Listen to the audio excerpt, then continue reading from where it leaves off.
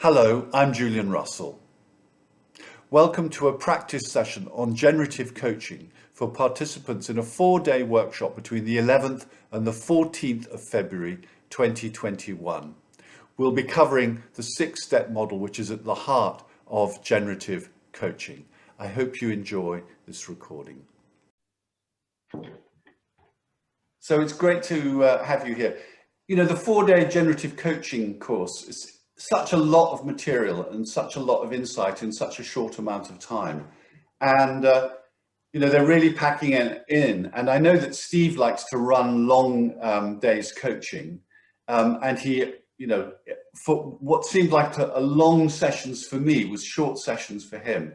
So they were really packing it in, which is why I thought I would offer to run a practice session for you guys.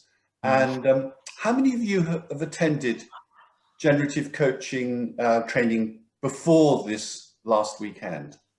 Paolo, are you? How many of you are certified or have done the certification training? Paolo, Francis, and Martin has as well. Is there anyone else who's done certification training? Great. So that's a 15 or 16-day program, which is really great. And then you go through each of the steps in the model. On each of the models of the program. Before we I'll do a demo, then you'll do 30 minutes per person in groups of 3 where possible to practice this material. And I wanted to make it longer than 30 minutes because for me, coaching can take more than 30 minutes. I mean, you can do it in 5 minutes, but particularly when you're starting out with a model, 30 minutes is quite a short amount of time, but actually an hour and a half with 5-minute breaks in between, plus topping and tailing, all of that stuff, we can only do 30 minutes per round. But that's what we'll do in a group of 3, and then we'll come back and share afterwards. So what I thought I would do is I would just recap the model for you and then take some questions on it. So let me just screen share.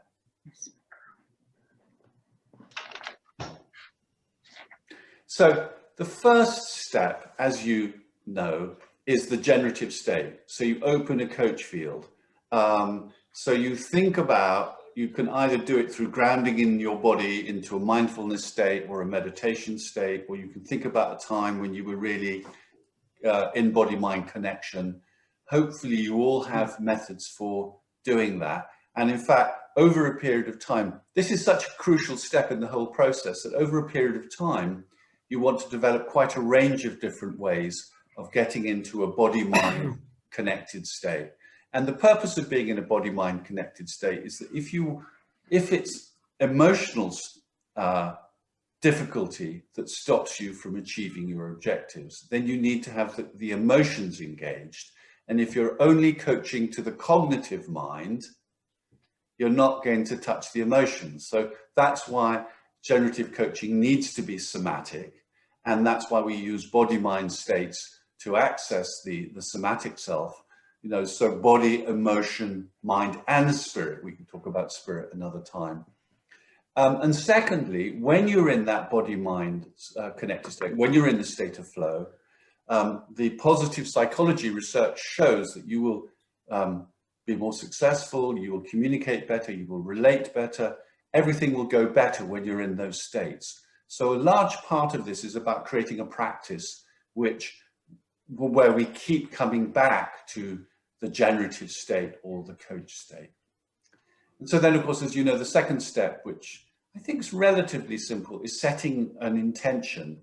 And I do like Robert and Steve's model of 5 words or less, because you really get to the essence of it. If you want to set smart or specific objectives, then there are other tools that you use. This isn't the only goal setting model, but particularly in terms of psychological change, psychological empowerment, having this very, very clear somatic intention in 5 words or less is really helpful. And there are 2 great questions. One question is, what do you want? Which is the obvious question. The more interesting question is, what does life want from you today? So that's a question that speaks more to the unconscious, but you can use a whole range of different questions here. But right from the start, so as a coach, by the way, and I know that many people know this already, but I want to remind you, it's not just the client or the person that you're coaching who goes into coach state. You both go into coach state. Milton Erickson said something like, you have a conscious mind and an unconscious mind. I have a conscious mind and an unconscious mind. Together, something can happen.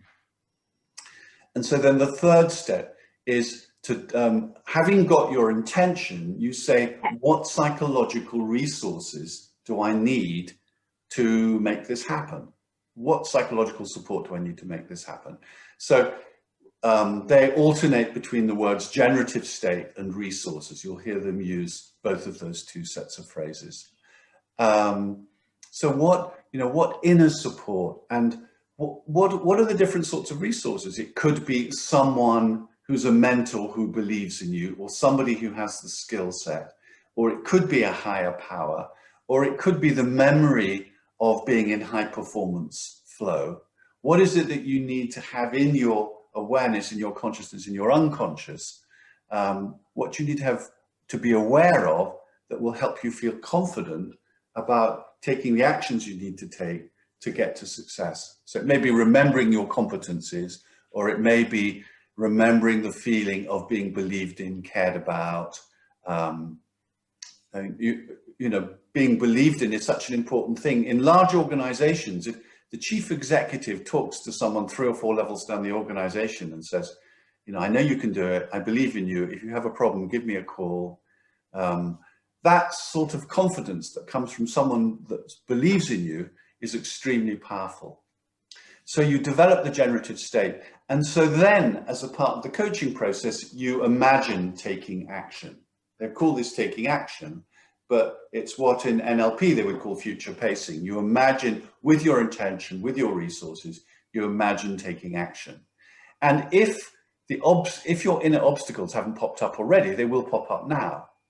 You probably wouldn't use this as a topic for coaching if there wasn't some obstacle there. I mean, it might be that you would get to step 4 and you rehearse it through and it's all perfect and fine. And then the coach probably hasn't earned their money very well, have they? Because if all it is to rehearse someone through it, well, that's great. It's wonderful. Let's say that's success. That's a high level of, that's a great thing. We don't want to diss having no obstacles, do we? But very often a person will bring something to coaching because there's an obstacle. And so as you rehearse it through, the obstacle you may get the feeling of, oh, this is a bit sticky, there's something here. Now, the problem with a linear process of steps 1 to 6 is that life doesn't work along the lines of a linear process. So the step 5 may come up as you set the intention up. It may step up, come as a resistance to the generative state. It may come up anywhere in this process.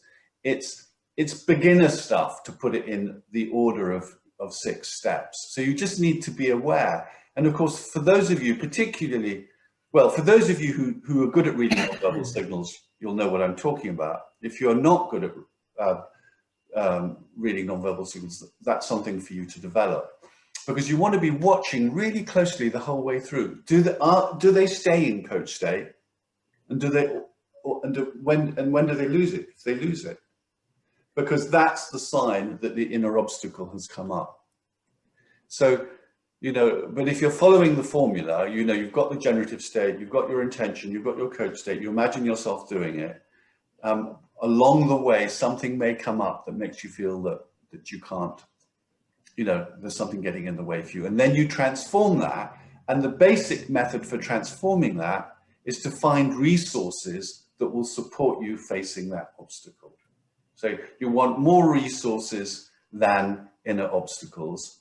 And Steve also talks about the sort of Aikido process of, can you just slip around it?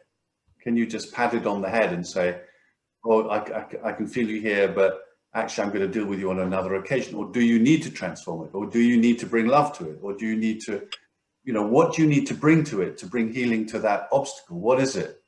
And the key method is, what are the mentors, the people who believe in you, your own competencies, your ability as a wise adult to take care of the kid in yourself.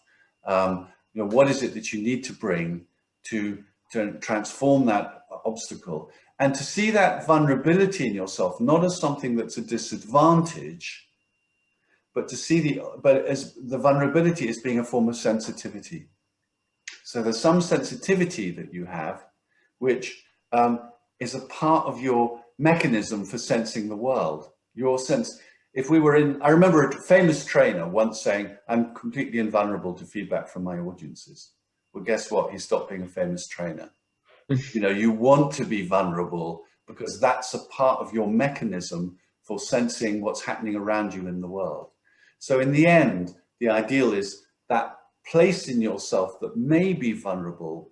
You want to make friends with that, so that you're working with it rather than against it. While you're working with it, while you're working against it, you're in trouble. Even if you can just hold the hand of that place in yourself, things are working much better. And that's the reason for welcoming the obstacle, welcoming that place in yourself, and saying to that place in yourself, how can I support you? And then the final step in the 6-step model is, I love the way that Steve said that. He says, unless people are willing to do a daily practice of coach state, essentially, generative state, he doesn't work with them one-to-one. I think that's quite a powerful position to take. I think we can all take that position. If I'm working on something that is in the region of, that zone between stretch, high performance, and stress, to stop oneself going past that zone of stretch, it's great to have a daily practice that keeps you centered, in touch with yourself, all of those sorts of things. Any questions on the model? That's what we did. I thought it was useful to summarize it because you had 4 days on it in a short amount of time. What questions have you got? I have a question, if I may. Go on. I have actually several questions, so let me know if you want one or several. So the first question is, the way I understand coach state and reflect back if it incorporates this, it's a centered connection, it's connection to the other, and it's also connection to the larger field. Yes. Would that, okay. And then on the resourcing or the generative state, the way I interpret it is, so you have the coach state, you have the intent, and then the resourcing is the amplified intent, or that which aligns and is appreciative and underpinning and supportive of the intent. Would that be in alignment? Yes. Okay, and then the transforming of obstacles, I see it as a letting go of the narrow form that you hold. Would that be in alignment? Or you have to be a little bit, some people will say it's letting go as cutting off from. The basic, the essential, the best method is to really bring welcome and care and attention and understand the positive intention of what it is that you want to transform. And by receiving it, by welcoming it, it relaxes. I mean, that's the basic thing. So rather than pushing it away, if you push it away, it comes back stronger. If you welcome it, find out what its intention is, find out what it is that it wants. And if you've had any psychological training, it may be, the kid in me that was 5 at school and, the teacher was nasty. And very often it can be a sort of younger self. And, one of the things around emotional intelligence, the first step of emotional intelligence is self-knowledge, know thyself. And I think as a coach, but also as someone who's coaching, we want to be really used to the idea that we should all know our demons very well and make friends with all our different demons. And then when the demon comes along, and it may be the sulky boy or the frightened kid or the, let's not use the word demon too strongly. We just say, welcome, old friend. I know you. Let's find out how we can, look after you while I'm doing the high performance activity or while I'm doing the thing that I find a little scary. So, It struck me that you used the distinction psychological resource. I see the generative state as more an ontological resource where you amplify other identities, functional skills, resources, be it emotional, psychological, cultural. So is psychological resource pretty broad? Just so that I... Yeah, exactly, absolutely. I mean, yeah, ontological resources is the answer. But I want to keep this really simple. I want us to get to practice. So I'm less interested in the cognitive component and more about just, let's get hands-on, let's get in the sandpit and play. Who else has got questions? I mean, those are great questions, Tivos, but in fact, Prakash, I agree. He also he wrote a note in chat. So Prakash and then Francis. Tivo, those are great questions, but I want us to get into the somatic activity, which is the practice. Yeah.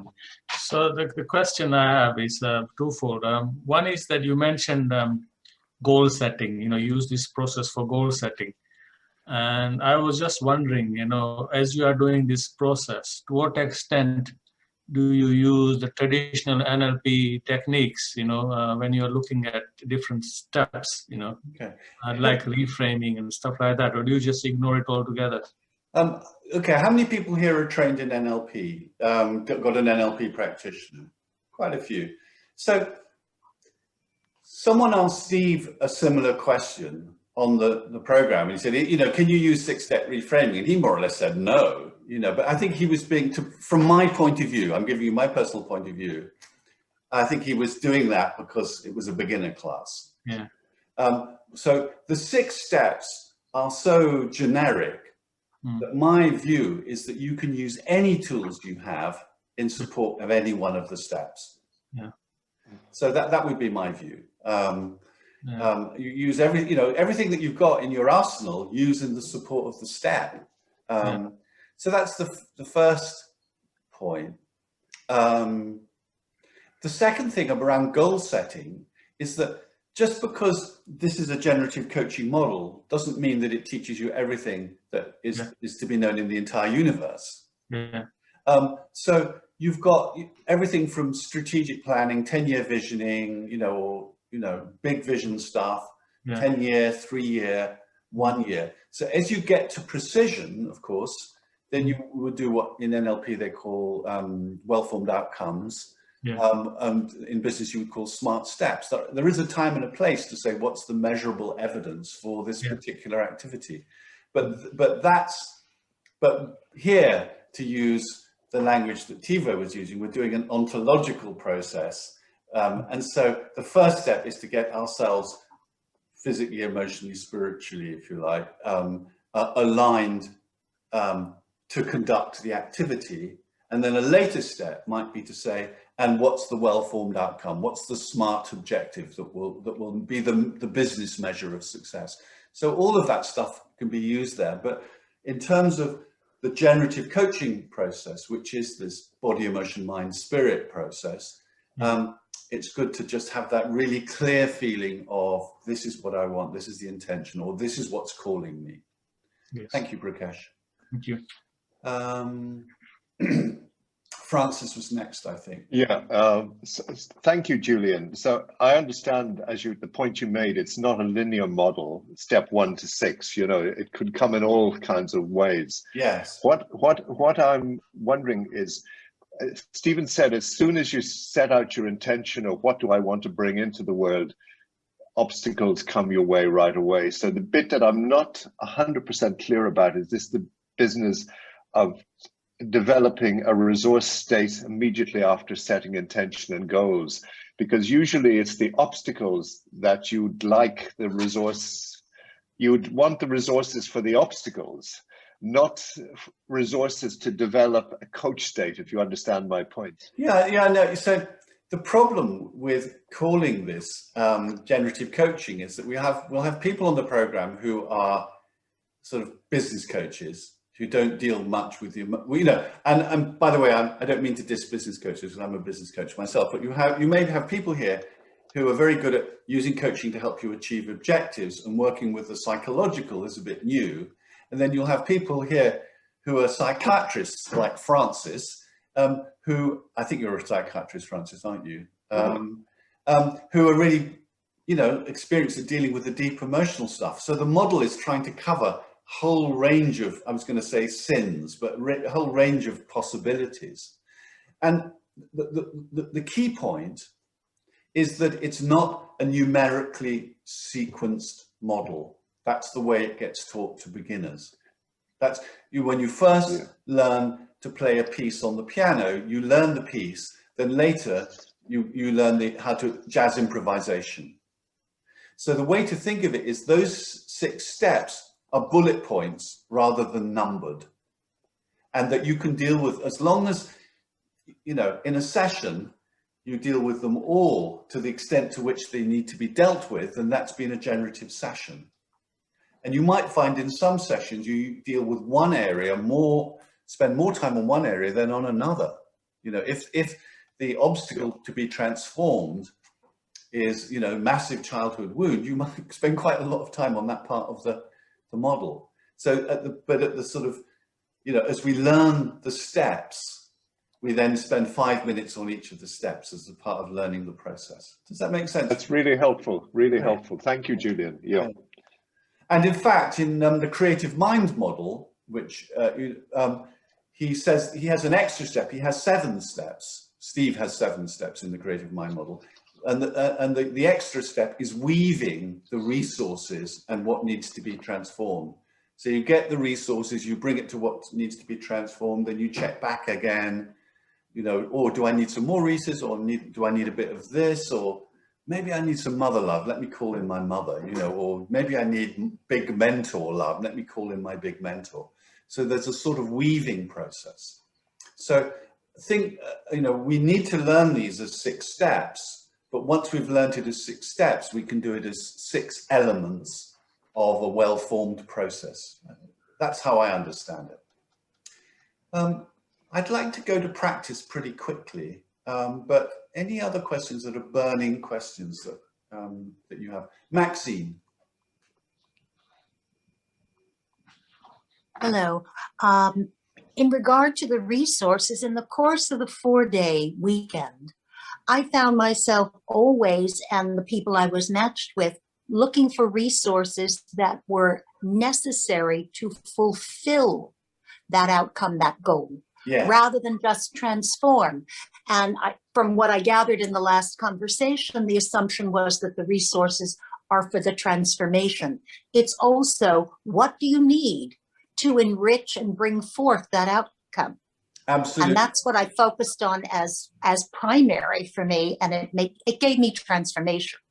Just sharing. I'm sorry. No, Maxine, it's great. It's great. I think it's, you know, the answer is yes. The answer is both. Yes, both and more. Yeah, more exactly. So the first is you access the resources to support you achieving the intention. It's all about getting there and acting. You know, acting, the resources.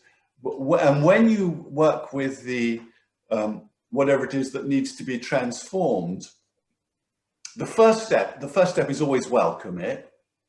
You know, who are you? What are you about? I want to understand you. I want to understand what your concern is.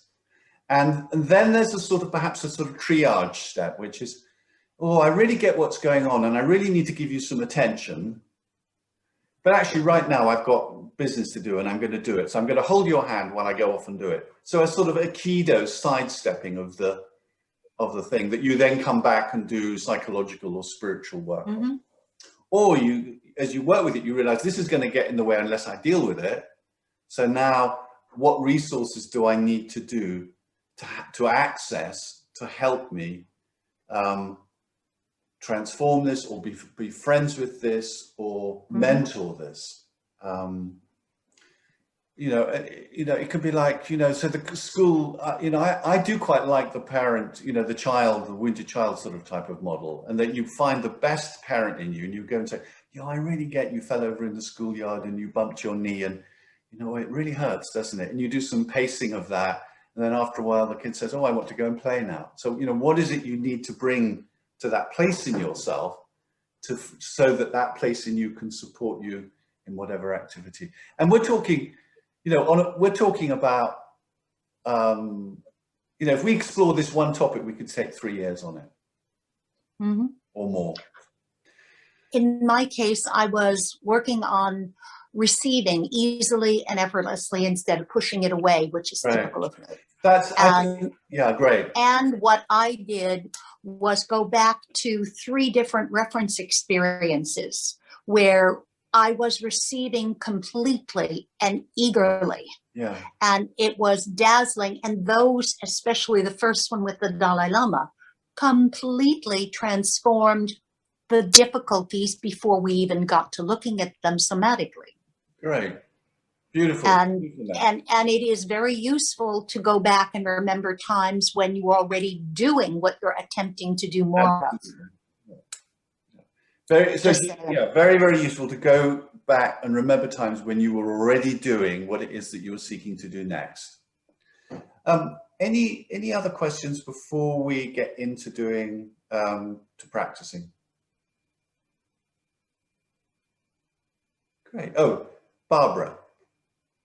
I need to either be an observer or not be in a breakout room because my electricity is no good. Okay. So, thank you. Okay.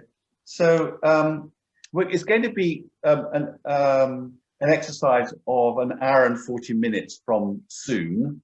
And so therefore, Barbara will be an observer, Tamara will be an observer, Tivos will be an observer, and Carol will be an observer. That's my understanding. Thank you.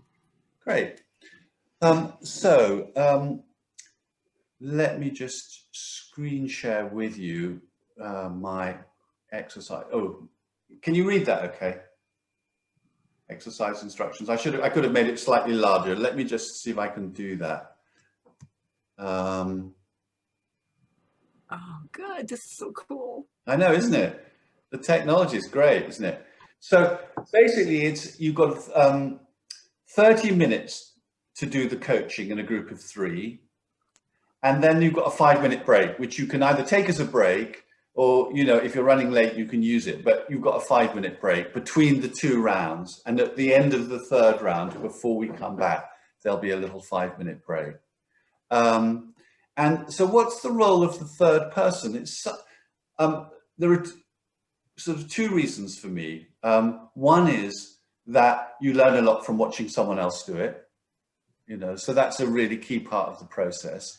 Another part is that you can support both the coach and the client or the explorer, whatever you want to call them, in the exercise. And you want to help the coach stay on track, and you want to watch for, is the coach and the client and the explorer connected? You know, are they in you know, rapport with each other?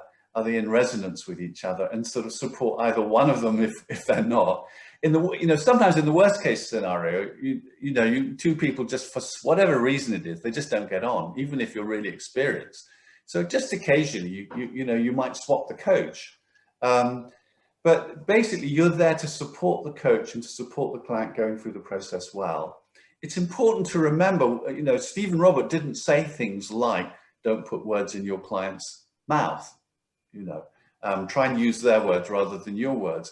And if, depending on your level of experience, you know, you may be very good at giving people advice, but not very good at reflective listening and coaching. So there's going to be a lot of different levels of competence, you know, which is completely natural. That's, you know, it's called learning, isn't it?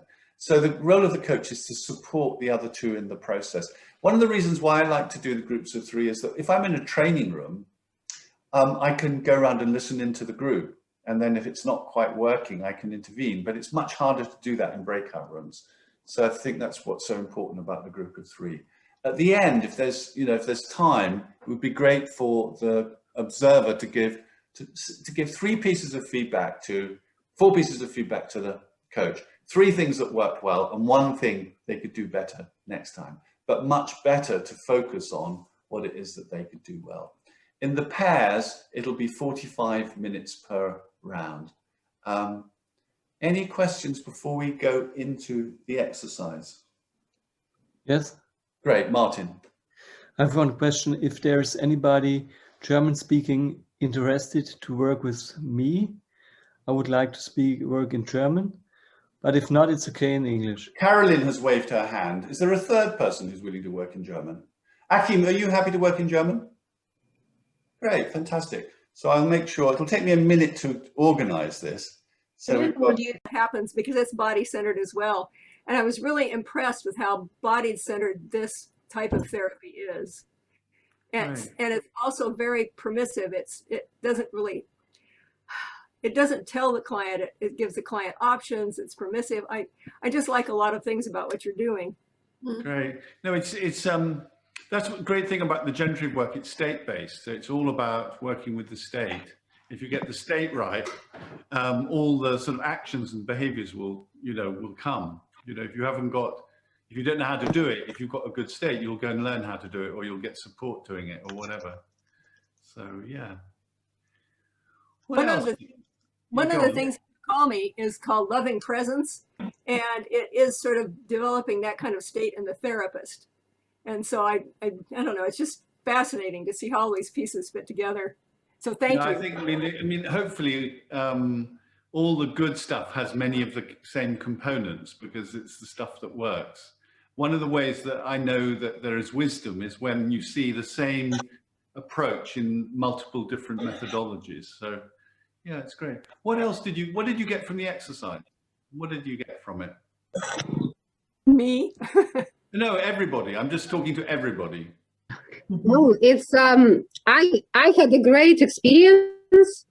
I felt connection with my son. I felt I was seeing myself as the mother again, and like I'm having the child who is 31 years old. I've seen him as a little boy, and then in the end, I felt support from all mothers in the planet Earth. Fantastic. I saw the crowd of women, and they all told me, "We are with you. You're not alone." That's such a beautiful example of a resource. That's such a beautiful example. Yes, it was such a resources were wonderful. Yeah. And I felt that my heart in the wrong place. Beautiful. I felt that my heart not in the right side of my body, in the wrong side of my body, and then it moved back. It was a wonderful experience. I wish we can do it again. Well, Russell, we do it again? Do what again? The same session, the same meeting. A practice group. Well, I don't know. I'm thinking about it. I don't know if they were running a generative coaching practice group this year, training this year, then I might run some practice sessions. I'll have a think about it anyway. But yeah, it's great. Thank you. I'm so glad that you had such a great experience. What else did you learn? What else did you experience? Everyone. As a coach, I was surprised that I felt a different person from other part of the world. I'm in the United States, he's in Sweden, and I felt what he felt. I felt the tension in the knees. I felt butterflies in the end of the session. I was very interested to find out that I actually have the same feelings in my body that he does.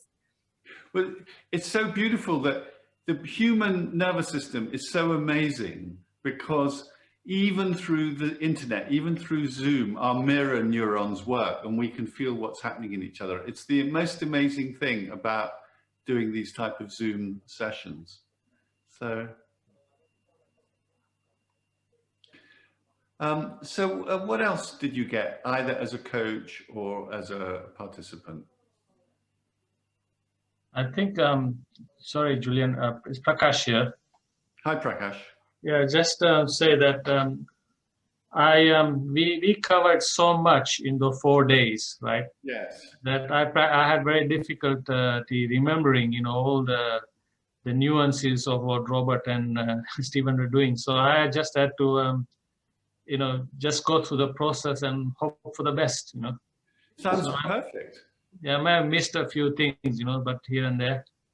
It sounds perfect. I mean, it's a 4-day workshop. Even the 16-day certification isn't long enough. If you want to be a master of this stuff, you need to do a lot of different programs over, a large number of years. This is something you know, that takes a long time, you know. So from a 4-day workshop, that was a very, very fast introduction, almost too fast. I think that I'll tell you my view, which is that number of hours sitting in front of Zoom is not very somatic. I would actually take the 4 days and do it over 8 weeks with half a day a week. You know, I would do it differently. I think that it's not ideal for learning, but the thing is that you get Robert and Steve at the same time. You don't have to fly to America or whatever, so it's great. But there is a limitation, and so don't be hard on yourself if you didn't take it all in. Also, of course, you can watch the videos again, but I think I've been through the whole 16-day certification program on the generative coaching twice previously, and I thought it was fast. So, you know, just be kind with yourself. What else? Other questions? I was going to say, Julian, the session I did with Ines, where we heard about the mothers of all the mothers of the world, I thought it was a good example of how I just briefly said, okay, so what's your intention? But she got so deeply into it. So, and then I say, well, okay, so let's move to the coach state. And she was like on a 9 already. So I think, okay. And then we're straight into obstacles. So it's a very good example of, okay, we went 2, 1, 5. Yeah, brilliant. But it all worked out very beautifully. And it was a very good example of how it's not a one. Normally you would try and do coach, but it's normal also to first say, what's your overall intention for this session? Absolutely. To do.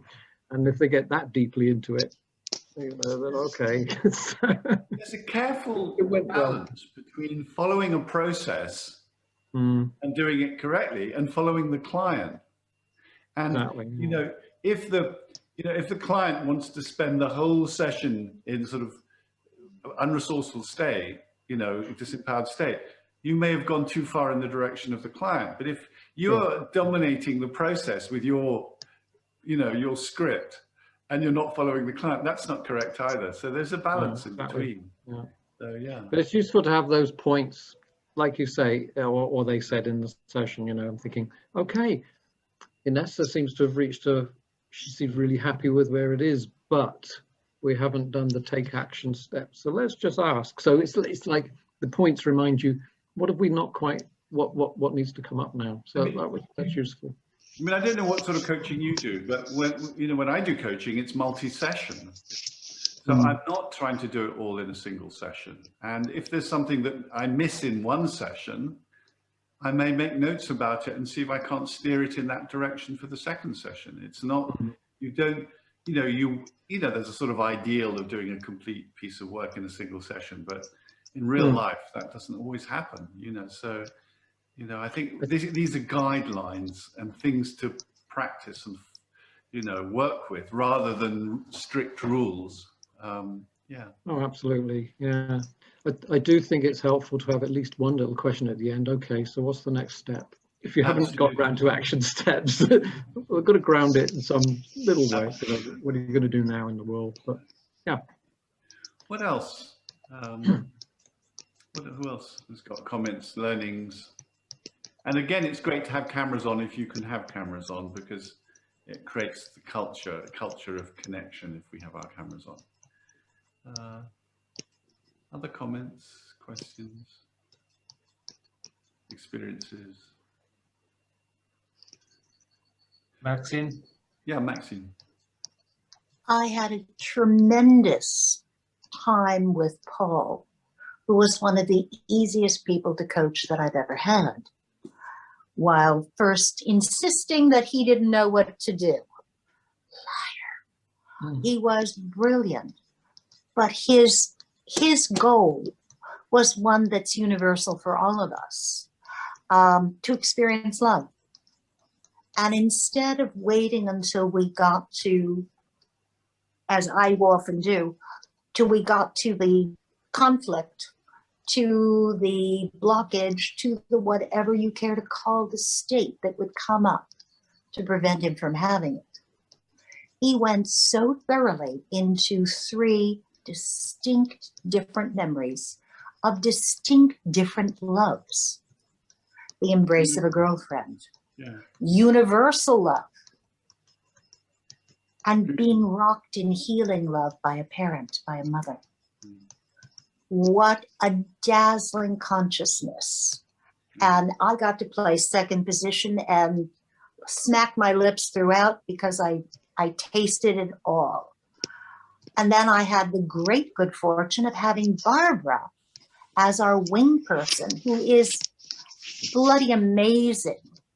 She had so much insight to give both of us throughout. Thank you. And that kind of insight from a third party, amazing and enriching. Great. And for that, I'm very grateful that we did do groups of 3 instead of just 2.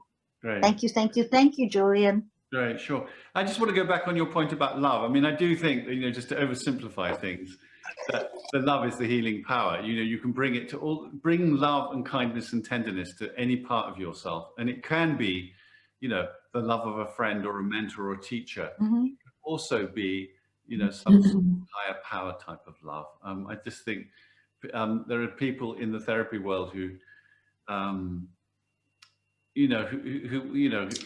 who want to be sort of great experts and professionals, but I think the basics are really simple, and we just need to get really great at the basics. So, who else has got a view from either an experience? Akeem. I was super happy for Caroline's suggestion for a German group. I completely underestimated how easier it would be to communicate with a younger part of me in my mother tongue. I was very surprised by that. Yeah. Akeem, that's so beautiful. I think it's so, there are so many, unfortunately, I'm one of the lucky ones because international language is English, and so I don't have to try very hard, and it's, but I think there's something so important about any work that goes back to, the younger ages is best done in one's native tongue, and some people are so experienced, there are some people who are so experienced in English that they can do it in English, but I just think it's worth checking. Like when I do life calling work with people, I always ask them to find a version of their life calling in their native tongue as well as in English, because the language of the first few years of life is going to be so deep in your neurology and your internal structure. It's so significant. However much training you've done as an adult, even if you dream in English. I do. That's why exactly. I'm in English. I should be fine, but it really made a difference. I mean, you work in English, Akeem. So I just think we should all recognise that. How important that is. And so sometimes it's great to do it. So there are two methods. One is it's great to have groups in the native tongue, and then the other thing that you can do is you can actually get someone to talk it out in their language, even if you don't understand it. And I was doing that in a group the other day. Fortunately, there was someone who spoke their language who could do a little bit of help, gave me a bit of help. But basically, we did the work. I was doing a demo in their native tongue because that was the powerful language for the person. So great, thank you for that. Who else? What other comments? Any questions? We've got Fiona. Nice to hear you. Nice to see you and hear you. I want to share an experience of freedom I got. So my coach created a sense of, I was able to connect with a sense of freedom to find something that I didn't think I'd be able to find. And I just wanted to celebrate that, really. It's reaffirmed. I mean, I'm new to this generative work. I've only done the 4-day work we did a week ago. Yes. But I was drawn to it by the beauty of the poetry, the creativeness, the connection with the mind, the heart, and the body, and it's just it's flourishing in my heart, and it's lovely. Beautiful. So thank you, my coach. Who is your coach? I know who you are. Belonda. Belonda, fantastic. Great. Yeah, it was great. I want to say something regarding the first question, or the intention question. I find what we did is we said, I don't know, because I haven't been here in the beginning, but what is it that you want to create most today? And I found this as, just an example of the really big questions of, I want to find love, things like that, to break it really down on a very practical level. I found this approach also really nice and helpful, and wanted to say that. Beautiful. Cool. Yeah. What is it you most want to create today, or what is it you most? Yeah. English is not my I mother like the tongue. question. What does life want from me today? I like that as well. So I had. Yeah, and somebody asked me the question, not in this coaching, what does the world want from you? And I was like, boom. But the only problem with that question is if the person is a codependent person, they're always looking to the outside for their sense of self, then that wouldn't work. So, no question is perfect for every human being. We need to adapt to the person that we're working with. What else? What else? I would add to what just Jonas said in terms of how every time that I come to these calls, it just feels like I'm already home. And even though I don't know much of everybody here, but I always feel very comfortable and safe to be here. By going through the exercise, and I could experience many different perspectives. And I think just getting there and working with Adrian, it felt very safe and felt like it could, although I didn't participate in this last seminar from the Creative Mind, many things are similar. So I was able to experience every step of it. And I learned a lot as well, just by seeing how experienced Francis was able to go through any type of things and how can improve better at that. So being able to just observe things and connect from this side was very helpful in terms of understanding how I can learn better, how I can connect better, and how I can go better from there. Nice work, Adrian. Thank you, John, and nice work, Adrian.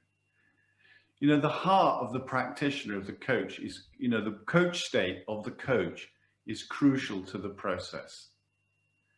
And then you get a field between the coach and the client or the explorer. It's beautiful. What else?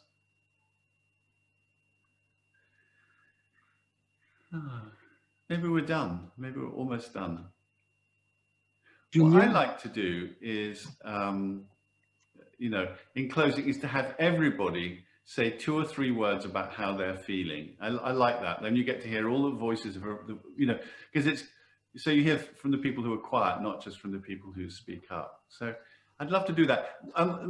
So if 2 people talk over each other, just wait for a pause and repeat it again. So there's no, if you have to repeat yourself more than once, that's fine. Just you make sure that you're heard. So how are you feeling right now? Everybody unmute themselves. How are you feeling right now? Light. Richly endowed. Energized. Yeah. Yeah. More optimistic and energized too. Me too. Deeply processing. Confident. Empowered. I feel lucky and grateful. I feel full of courage. 2 people who just spoke, go again. I feel grateful and I feel in peace. Great. I feel in peace and gratefulness. Tender. I feel the will to practice more. Confident.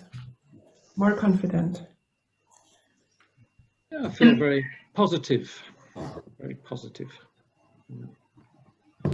Grateful. Empowered. Filled and satisfied. I feel lucky to meet all of you here and to have had such a a big experience with my German group. And well, I didn't expect that. Thank you. I feel happy and connected. I feel blessed and confirmed. Mhm. On the right path. On the right path. I feel cared about and strong. I feel after 8 years more and more curious. I feel calm, up for things and appreciate it. Thank you. I feel hungry. Has anyone not spoken yet? I feel hungry too. So beautiful to be with you all. This has been lovely, and I hope to see you soon. And isn't it nice, just the feeling of the vibe that we can create in a session like this? It's really great. It's, I feel like I am 20 years old right now. I feel myself go back to the like 30 years before, back to the past, more energized, more feeling. Oh, great. Thank you. Thank you, Julian.